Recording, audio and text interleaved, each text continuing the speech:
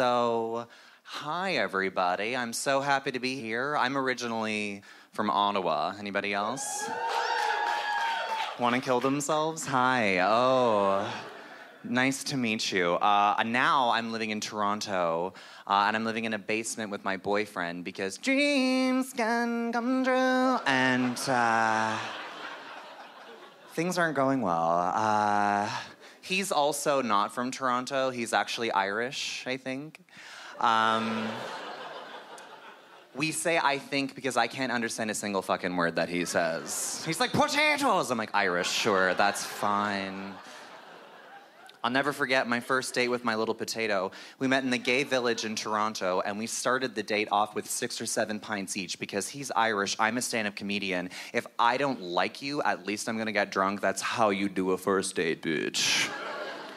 And we were gonna be cut off because the server came over and just gave us one bill that we didn't ask for, and I was like, got it. Settled up, and then we were just gonna go to another bar across the street to keep it going. But on our way, we got stopped by a news reporter from CP24 News that was asking people about the upcoming Pride Parade. And she's like, you look gayish. I'm like, okay. And she put a microphone in my face, and suddenly I was just on live TV. And like most of the white girls in this room, when I'm drunk, I love attention.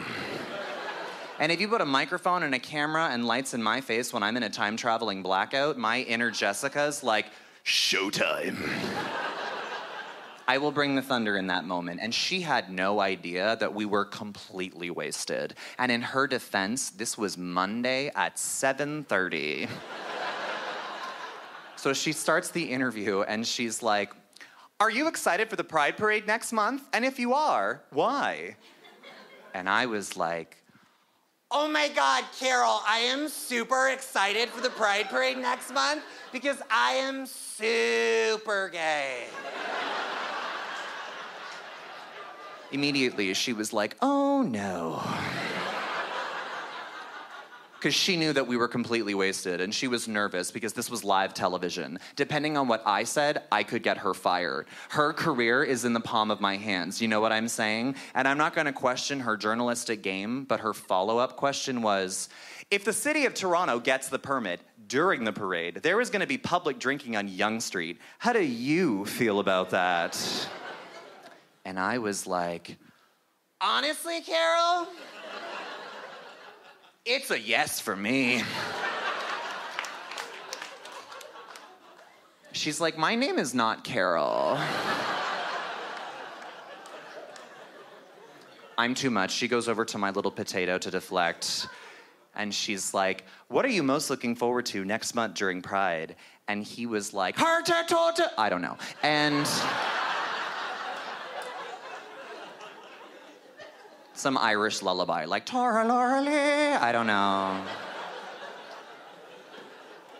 So she comes back to me because she's like, what? And she asks one final question, and I could tell that she's trying to get rid of me, and I'm that person, bitch, when you're trying to get rid of me, I will double down. Do you know what I'm saying? So she's like, do you feel that the Pride Parade is brought together in a positive way because of the community and everybody coming together in such a beautiful, harmonious way?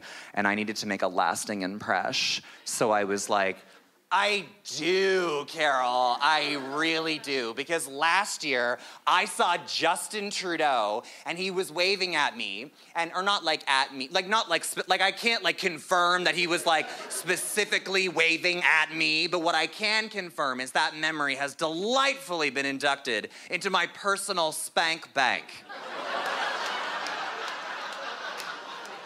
And then that was the end of the interview. And I'm thinking, who gives a shit? It's CP24 News. Like, uh-oh, I'm coming in live to the nail salons of the greater Toronto area. Because who watches CP24 News? The answer, everybody. I was on CP24 News for half a sip of a wine cooler. My phone exploded. I had an uncle that I haven't spoken to in 12 years that messaged me on Facebook that just said, were you just on the news? I was like, where the fuck have you been, Uncle Randy? We've been looking for you.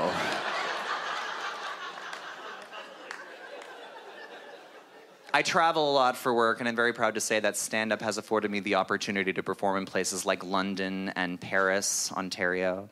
And I was telling that story on the road. I was in St. Catharines, and by some coincidence, bitch, the vice president of CP24 was in the audience.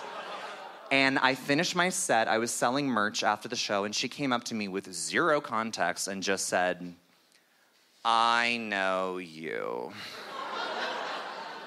And I was like, "Escucha me?" And she was like, "I'm the VP of CP24, and when you did your thing on the news, you were a thing in my office that I was trying to make go away for like a month." And I was like, "That's really funny." And she also thought it was funny because then she offered me a job with CP24 temporarily in entertainment coverage this fall.